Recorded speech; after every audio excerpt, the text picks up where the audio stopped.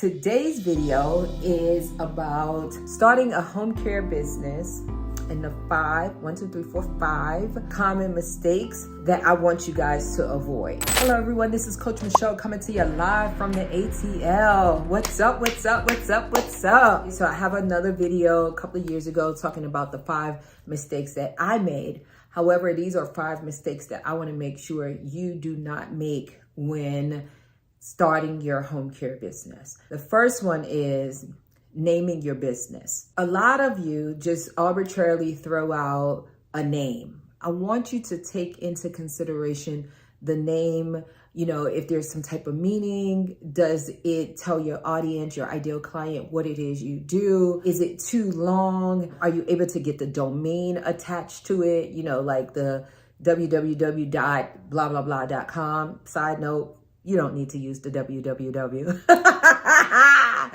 But I'm saying this just to make sure we're all on the same page, right? So you want to make sure you take time with creating that name and make it make sense. If you want to use a name and it doesn't specifically say what it is you do, right? So you come up with a name and it doesn't say anything about home care. It doesn't say anything about private care, companion care, whatever it is that you're doing, home health.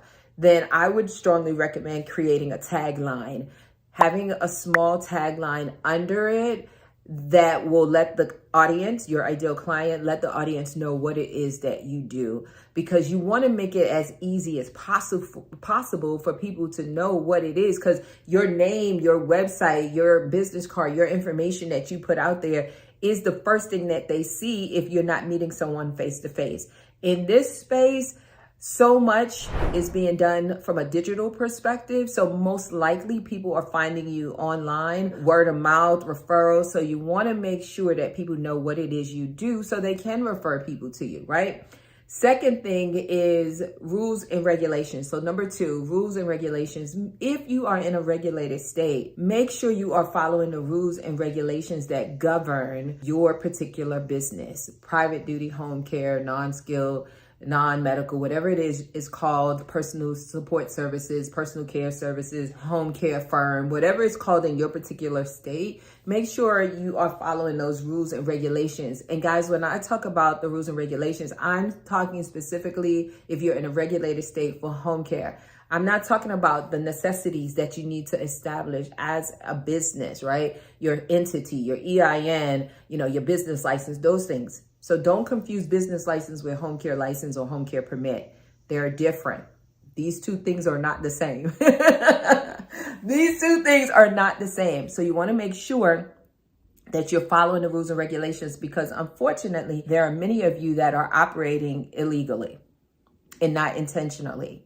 Let me say that again, operating illegally, but not intentionally, because you just don't know. Some of you are mixing up the business license. So if you go to your local municipality and they're like, no, you don't need a business license, you don't need an occupational license, and you're thinking, oh, I'm good, I must be in a non-regulated state. No, that's not what that's saying. It's just saying your local municipality may not require you to have a business license. However, your state, on a state level, may regulate the home care industry, which means you have to go through an application process. You have to pay a fee. You have to meet the requirements. There may be some prerequisites before you actually submit your application, right? So those are the 3 things. The third thing is hiring employees as contractors. You may be like, how can you hire an employee as a contractor? Right.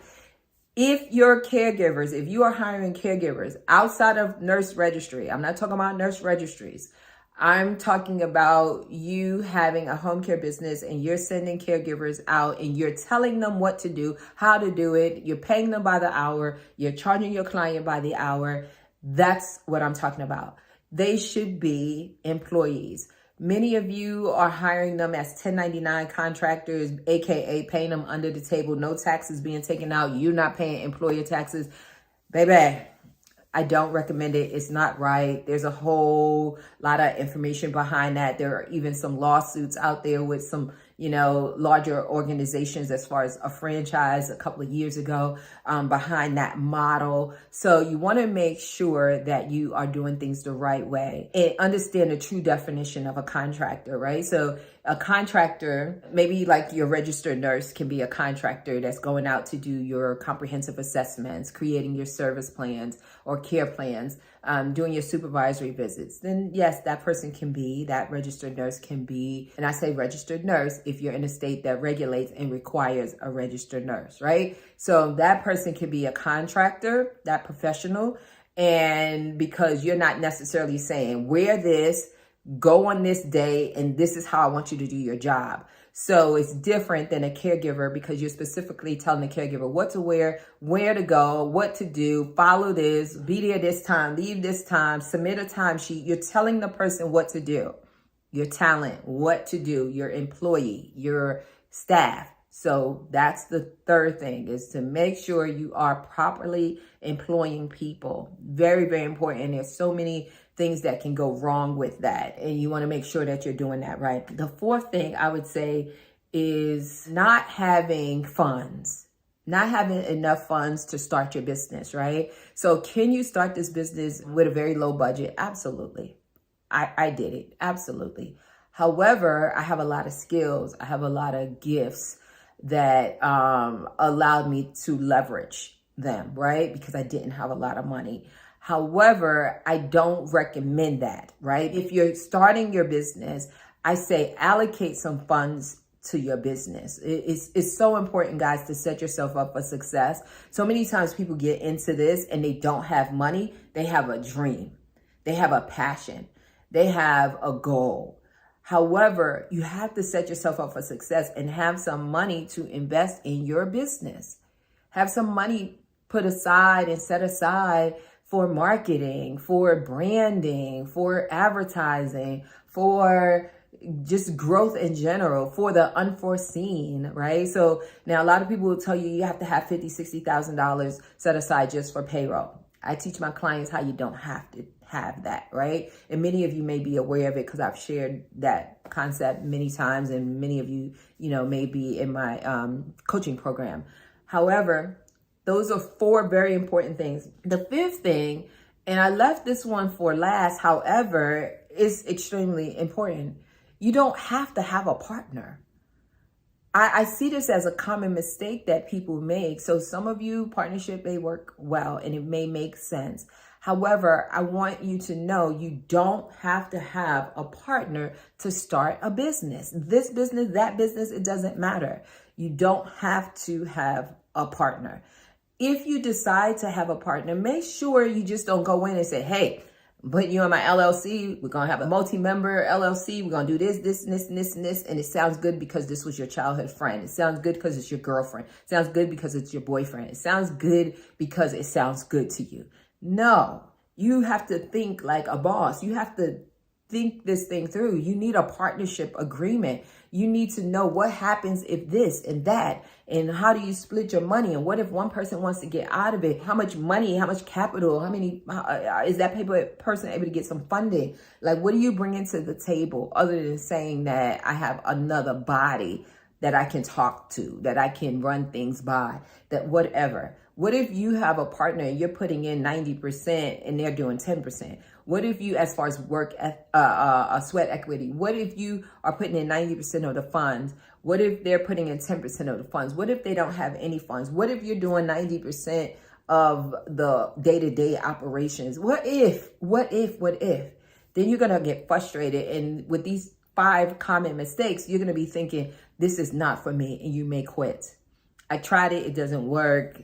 No, it's not for me. When in actuality, you just fell into those 5 common mistakes. So I just want you guys to be aware of these and be mindful of them when you are planning your business.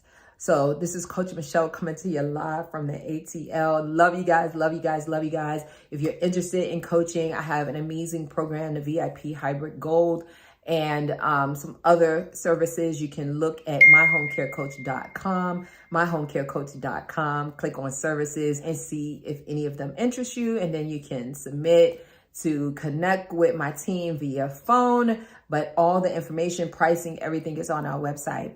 Now, don't forget to do what, guys? Like this video, comment below. Let me know if you've made these mistakes, if I just shared this information that will prevent you from making these mistakes.